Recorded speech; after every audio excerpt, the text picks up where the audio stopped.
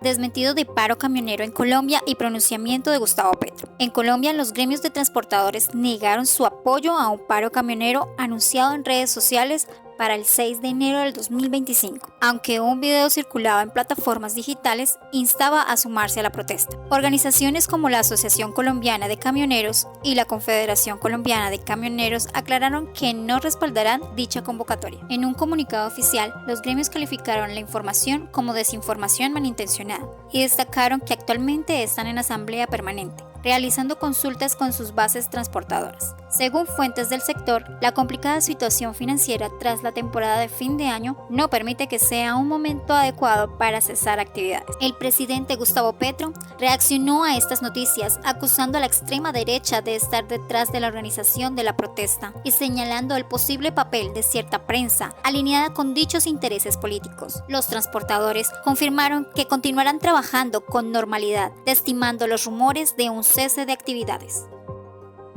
Inicio de clases y cupos disponibles en colegios públicos de Bogotá 2025. Los estudiantes de colegios públicos en Bogotá comenzarán clases el 27 de enero del 2025, mientras que los docentes retomarán actividades desde el 13 de enero para la planeación académica. La Secretaría de Educación de Bogotá ofreció más de 122.000 cupos escolares para este año, de los cuales aún quedan disponibles más de 35.000 en diferentes localidades de la ciudad. Para solicitar un cupo, el trámite se realiza en línea y se requiere el documento de identidad del estudiante y del acudiente. Además, un recibo de servicios públicos que certifique residencia en Bogotá. Esta es una oportunidad para que las familias aseguren la educación de sus hijos en colegios distritales de calidad.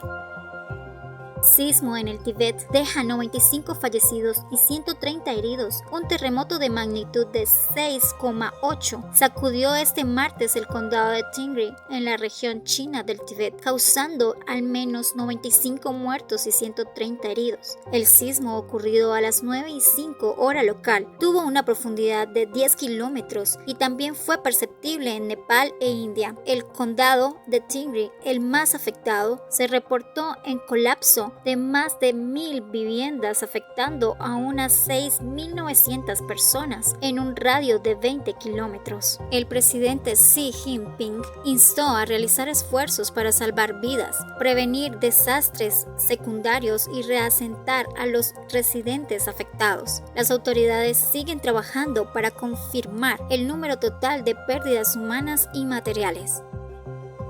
Petro y la posesión de Maduro. El presidente Gustavo Petro debe decidir si asistirá el 10 de enero a la posesión de Nicolás Maduro. Diversos sectores políticos le han pedido no enviar representante oficial, argumentando que hacerlo avalaría las cuestionadas elecciones del 2024, cuyos resultados Colombia no reconoce. Aunque se confirmó la presencia del embajador Milton Rengifo, Petro aún no define su asistencia. La decisión es clave para las relaciones bilaterales y podría impactar su agenda estratégica con Venezuela.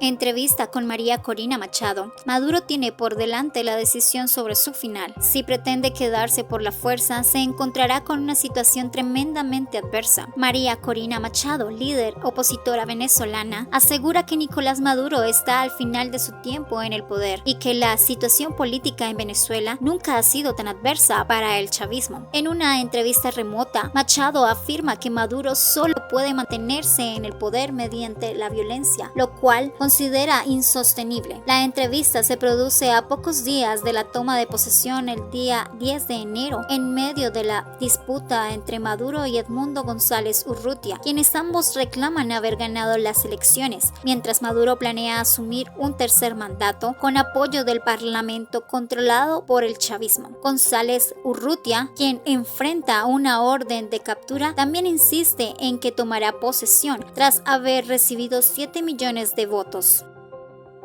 No habrá cuarentena. MINSA se pronunció sobre el nuevo virus en China y descarta riesgos de pandemia. El Ministerio de Salud MINSA de Perú descartó el riesgo de una nueva pandemia debido al aumento de casos de infecciones respiratorias en China. Aclaró que el repunte de infecciones se debe a factores estacionales, como el invierno, y no a un virus desconocido. El MINSA rechazó las especulaciones sobre un supuesto brote de un nuevo patógeno, explicando que las imágenes y publicaciones que circulan en redes redes sociales son malinterpretaciones de un aumento común en las infecciones respiratorias agudas. Además, señaló que la Organización Mundial de la Salud no ha emitido ninguna alerta sobre este tema.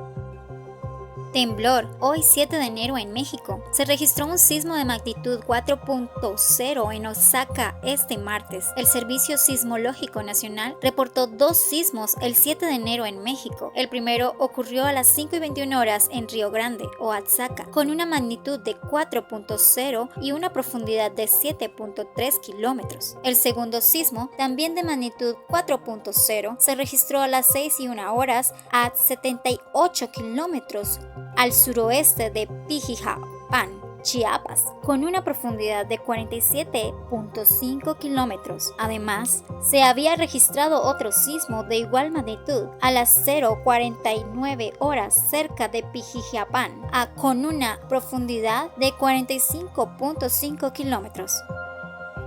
Crisis política en Venezuela, a 3 días de la toma de posesión, claves del conflicto electoral y las tensiones internacionales. A 3 días de la toma de posesión del nuevo presidente de Venezuela, el país se enfrenta a una grave crisis política tras las elecciones del 28 de julio, marcadas por las acusaciones de fraude electoral. Nicolás Maduro y el opositor Edmundo González Urrutia se proclamaron ganadores, con el Consejo Nacional Electoral respaldando a Maduro, mientras la Plataforma Unitaria Democrática asegura que su candidato obtuvo el triunfo. Las protestas masivas contra los resultados oficiales resultaron en miles de detenciones y decenas de muertos, mientras la comunidad internacional cuestiona la legitimidad del proceso, provocando la ruptura de las relaciones diplomáticas con varios países. La tensión se mantiene a medida que se aproxima el 10 de enero, día en que Maduro asumirá su nuevo mandato.